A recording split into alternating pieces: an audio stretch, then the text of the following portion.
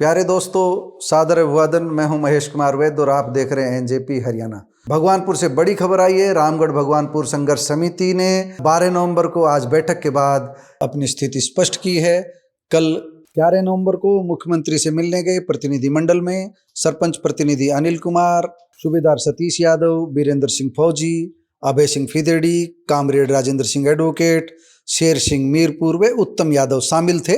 और 2 चरणों में जो सकारात्मक बातचीत हुई, उसके बाद में आज 12 नवंबर को यह प्रेस विज्ञप्ति आप अपनी स्क्रीन पर देख भी सकते हो। ये प्रेस विज्ञप्ति जारी की गई है। सीधे सीधे कहा है कि मुख्यमंत्री ने उनकी बातें ध्यान से सुनी है और अब वह अपना कर्मिक अनशन खत्म कर रहे हैं, लेकिन धरना जारी रहेगा।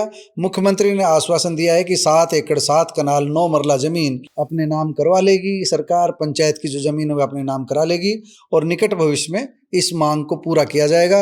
लेकिन स्थिति स्पष्ट नहीं की गई है प्रेस विज्ञप्ति में कि मुख्यमंत्री ने अस्पताल बनाने की मांग स्वीकार की है या नहीं। सिर्फ इतना लिखा है कि निकट भविष्य में मांग को पूरा किया जाएगा। और मुख्यमंत्री ने शिष्टमंडल से आग्रह किया कि धरना खत्म कर दिया जाए, लेकिन धरना खत्म नहीं किया गया है।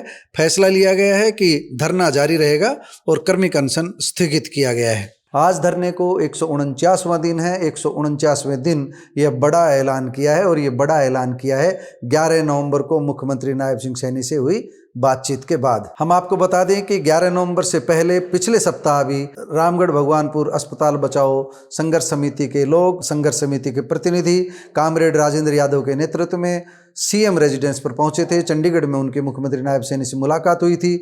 उसी दिन नायब सैनी ने उन्हें 11 नवंबर को दोबारा से चंडीगढ़ आमंत्रित किया था। कल 11 नवंबर को सुबह पहले दौर की बातचीत चीफ मिनिस्टर के साथ हुई। चीफ मिनिस्टर की व्यस्तता थी। उन्होंने कहा कि शाम को मुलाकात संभव हो पाएगी। प्रतिनिधिमंडल के सदस्य वहीं रुके रहे। 4 बजे का समय दिया गया था, लेकिन मुख्यमंत्री की व्यस्तता ज़्यादा थी।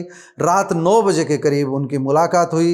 रात 9 बजे मुख्यमंत्री ने उन्हें आश्वासन दिया, आप धरना खत्म कीजिए और हम आपके बारे में सम्मानजनक तरीके से, अच्छे सकारात्मक ढंग से आपके बारे में सोचेंगे, आप हम पर छोड़ दीजिए।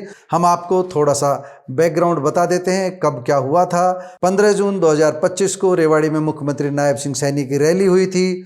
16 जून को रामगढ़ भगवानपुर के लोग, लगभग 300-350 लोग राव इंद्रजीत सिंह से मिलने के लिए उनके रामपुरा स्थित आवास पर पहुंचे थे। भगवत भक्ति आश्रम के पास स्थित उनके आवास पर 300-350 लोग जब पहुंचे तो उनकी मनसा पर राव इंद्रजीत सिंह को थोड़ा सा संदेह हुआ कि ये लोग दबाव बनाने आए हैं और वहां पर नारेबाजी भी हुई। राव इंद्रजीत सिंह और आरती राव के खिलाफ मुर्दाबाद के नारे भी लगे।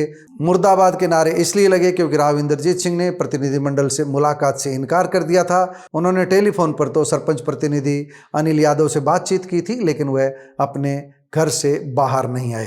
राव इंद्रजीत सिंह ने बाद में इसका कारण बताया कि घर से बाहर इसलिए नहीं आए क्योंकि उनका दिल्ली में पहले से ही अपॉइंटमेंट था। उन्हें जल्दी निकलना था, लेकिन उन्हें 2 मिनट मिलना जरूर चाहिए था। ये हमने भी सवाल उठाया था और लोकतंत्र में मिलना जरूरी होता है, मेल मुलाकात जरूरी होता है, संवादहीनता उचित नहीं होती। इसके बाद जब मुलाकात नहीं हुई राव इंद्रजीत सिंह की तो नारेबाजी करते हुए लोग बाहर आ गए। यहाँ हम यह भी बता दें कि 350 की संख्या में लोग इसलिए गए थे क्योंकि उन्हें भनक लग गई थी कि अस्पताल रामगढ़ भगवानपुर में नहीं बनाया जा रहा है, क्योंकि उससे पहले सहबाजपुर ग्राम सभा की एक बैठक का पत्र आ चुका था। वह आप कई बार सुन चुके हैं, लेकिन हम आपको बता दें कि 16 जून को जब राव इंद्रजीत सिंह से उन्हें आश्वासन नहीं मिला, राव इंद्रजीत सिंह से उनकी मुलाकात नहीं हुई, तो नारेबाजी के बाद वहां से लोग आए और उन्होंने फैसला लिया कि धरना शुरू किया जाएगा। 17 जून से भगवानपुर में धरना शुरू किया गया और इस आंदोलन को गति देने के लिए इसके बाद एक महापंचायत बुलाई गई। महापंचायत के साथ साथ सरकार पर दबाव बनाने के लिए रामगढ़ भगवानपुर से रेवाड़ी जिला मुख्यालय तक पैदल मार्च भी निकाला।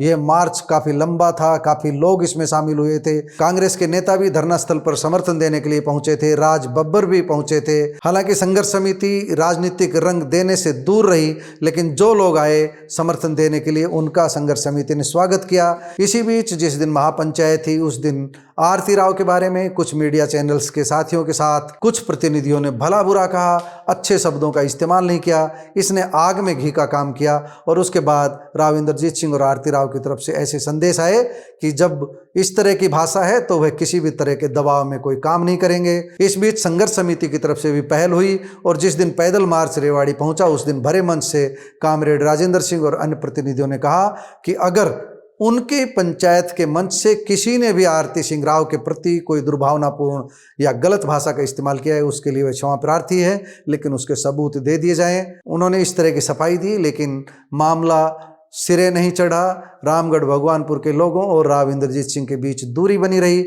इस बीच जगह को लेकर के अलग अलग राय आई। शहर के लोग भी खड़े हुए। किसी ने सेक्टर 18 की ज़मीन बढ़िया बताई, तो किसी ने कहा कि अब अस्पताल इसी जगह बनना चाहिए जहां पर मौजूदा सिविल अस्पताल है।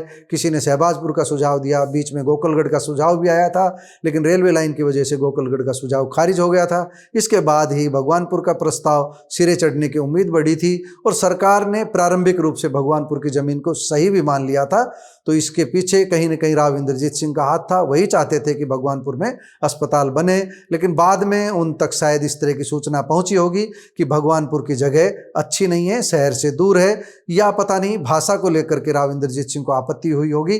कारण कुछ भी रहा हो, लेकिन अब सीधे सीधे 11 नवंबर को नायब सिंह सैनी से जो आश्वासन मिला है, उसके बाद ग्रामीण थोड़े से संतुष्ट नजर आ रहे हैं। तो दोस्तों, पूरा घटनाक्रम हमने आपको बताया। दोस्तों, आपको हमारी ये रिपोर्ट कैसी लगी? और दोस्तों, आप यह भी बताएं कि मुख्यमंत्री नायब सिंह सैनी से जो आश्वासन मिला है, उसके बाद आप भगवानपुर में अस्पताल बनने की उम्मीद कर रहे हैं, या भगवानपुर को कोई और प्रोजेक्ट दिया जाएगा, या भगवानपुर की जलघर के लिए ली गई 10 एकड़ जमीन वापस ली जाएगी? क्या रास्ता निकलेगा? आप क्या सोचते हैं? कमेंट बॉक्स में जाकर बताइएगा जरूर। नमस्कार, धन्यवाद।